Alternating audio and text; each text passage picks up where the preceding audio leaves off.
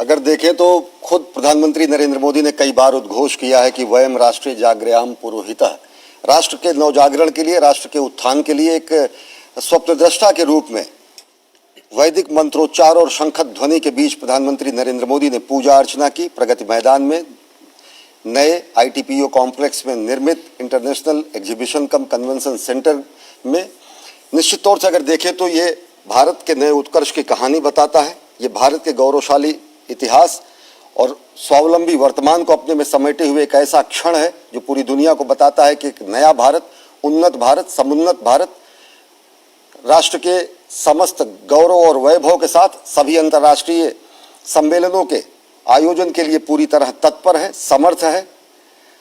अगर देखें तो ये प्रगति मैदान भारत की शक्ति और तकनीक के प्रदर्शन का स्थान है। अगर देखें तो ये प्रगति मैदान व्यापार वाणिज्य के समागम का महासंस्थान है। ये भारत के गौरव और भविष्य के सपने को सजोए हुए भारत का वर्तमान है। ये एक भारत श्रेष्ठ भारत के साथ साथ सशक्त भारत की पहचान है।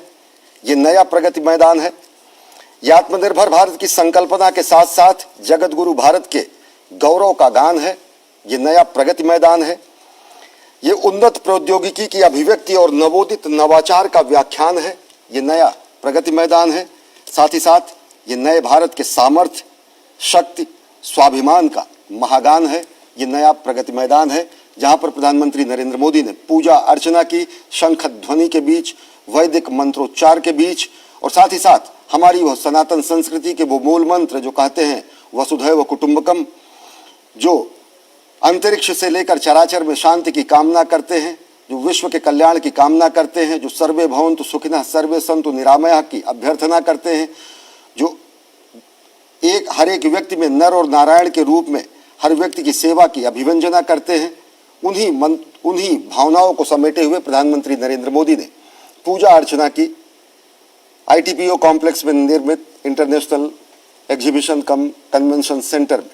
अजय, और इस पूजा और अर्चना के पीछे का अगर हम सांस्कृतिक या फिर पारंपरिक महत्व को समझने की कोशिश करें तो ये हमारे जो पंचदेवों की पूरी अवधारणा है वो पंच प्रकृति के साथ जुड़ी हुई है। स्पष्ट तौर पर हमारे वेदों में कहा गया है, आकाशस्य धिप अग्निश्चयो महेश्वरी वायो सूर्यक्षिते रीशः जीवनस्य गणाधिप। किस तरह से हमारे जो पंचदेव हैं वो पंचभूतों के साथ, पंच प्रकृति के साथ स्पष्ट तौर पर उनको जोड़ा गया है, उनको सम्मिलित किया गया है। किस तरह से हमारे विष्णु को स्थिति या फिर कहें कि पालन का देवता माना जाता है, ब्रह्मा या सूर्य को किस तरह से आप सृजन का देवता मान सकते हैं, भगवान शिव को जिस तरह से संहार के देव के रूप में स्वीकार किया गया है, मां शक्ति को निग्रह यानी किस तरह से नियंत्रण किया जाए प्रकृति के ऊपर उसकी शक्ति के रूप में स्वीकार किया गया, और भगवान गणपति को अनुग्रह के रूप में स्वीकार किया गया। इन पंचभूतों के प्रति हमारा जो सद्भाव है, हमारी जो सद्भावना है, हमारा जो समर्पण है, हमारी जो श्रद्धा है, उसको व्यक्त करने के लिए ये जो पूजा और हवन का कार्यक्रम किया जाता है, जिसमें उन पंच प्रकृति को प्रसन्न करने की जो सारी विधा है उसका पालन करते हुए आप किस तरह से उन तमाम जीवों की आत्मा को प्रणाम करते हैं जिनको क्षति पहुंची होगी भवन निर्माण में। जैसा कि आप जानते हैं बहुत सारे छोटे मोटे जीव जंतुओं को अपने प्राण गंवाने पड़ते हैं। तो इस उपलक्ष्य में ये जो वास्तु शांति का ये पूरा कार्यक्रम जो किया जाता है किसी भी भवन को समर्पण करने से पहले, ये काफी महत्व रखता है प्रकृति के संरक्षण के लिहाज से।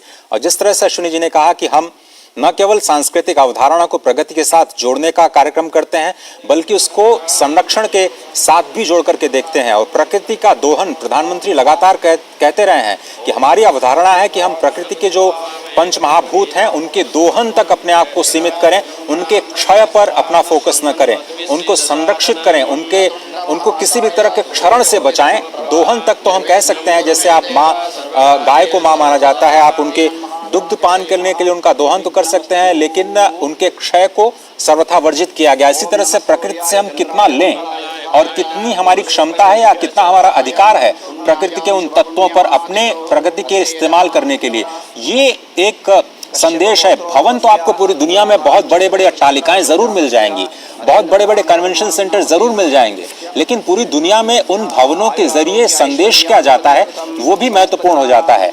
आप सौर शक्ति का संदेश देते हैं, वसुधैव कुटुंबकम का संदेश देते हैं, प्रकृति के संरक्षण का संदेश देते हैं, साथ ही साथ अपने भारत को अत्याधुनिक तकनीक के साथ पूरी दुनिया के साथ जोड़ने का भी प्रबंध करते हैं और पूरे दुनिया को निवेश के लिए आकर्षित करते हैं।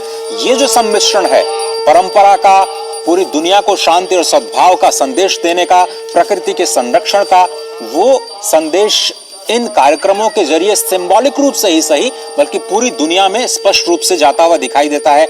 ऐसे दृश्य आपको दुनिया में और कहीं नहीं दिखेंगे। आपको भवन जरूर दिख जाएंगे, अट्टालिकाएं जरूर दिख जाएंगी, बड़े बड़े सेंटर्स, कन्वेंशन सेंटर्स, बड़ी बड़ी क्षमता वाले मशीनरी और इंडस्ट्री 4.0 की क्षमता वाले बड़े अत्याधुनिक तकनीक के साथ में मशीनरी या फिर फैक्ट्रीज जरूर दिख जाएंगी, लेकिन इस तरह का संदेश आपको दिखाई नहीं देगा जहां पर सभी के कल्याण की भावना और प्रकृति के संरक्षण की भावना उसमें समाहित हो। अजय, जब हम ये दृश्य देखते हैं तो निश्चित तौर से ये केवल विधि विधान से पूजा अर्चन ही नहीं है, ये राष्ट्र का चिंतन है, ये राष्ट्र का अभिवादन है, ये राष्ट्र का अर्चन है। और अगर देखें तो कहा गया है कि तन से, मन से, धन से, तन मन धन जीवन से हम करें राष्ट्र आराधन, अंतर से, मुख से, कृति से, निश्चल हो निर्मल मति से, श्रद्धा से, मस्तक नति से हम राष्ट्र करें अभिवादन। हम हंसते शैशव से, अपने खिलते यौवन से, प्रौढ़ता पूर्ण जीवन से हम करें राष्ट्र का अर्चन। अपने अतीत को पढ़कर, अपना इतिहास उलटकर, अपना भवितव्य समझकर हम करें राष्ट्र का चिंतन। जब प्रधानमंत्री नरेंद्र मोदी कहीं ना कहीं राष्ट्र निर्माण की बात करते हैं तो उसमें राष्ट्र चिंतन समाहित होता है, राष्ट्र का पूजन समाहित होता है, राष्ट्र का अभिवादन समाहित होता है, राष्ट्र का अर्चन समाहित होता है। और वही चिंतन, मनन, पूजन, अभिवादन, अर्चन और राष्ट्र निर्माण की परंपरा को आगे बढ़ाते हुए इस समय आप देख रहे हैं प्रधानमंत्री नरेंद्र मोदी ने विधिवत पूजा अर्चना की। पत्र फल और पुष्प जल से भावना ले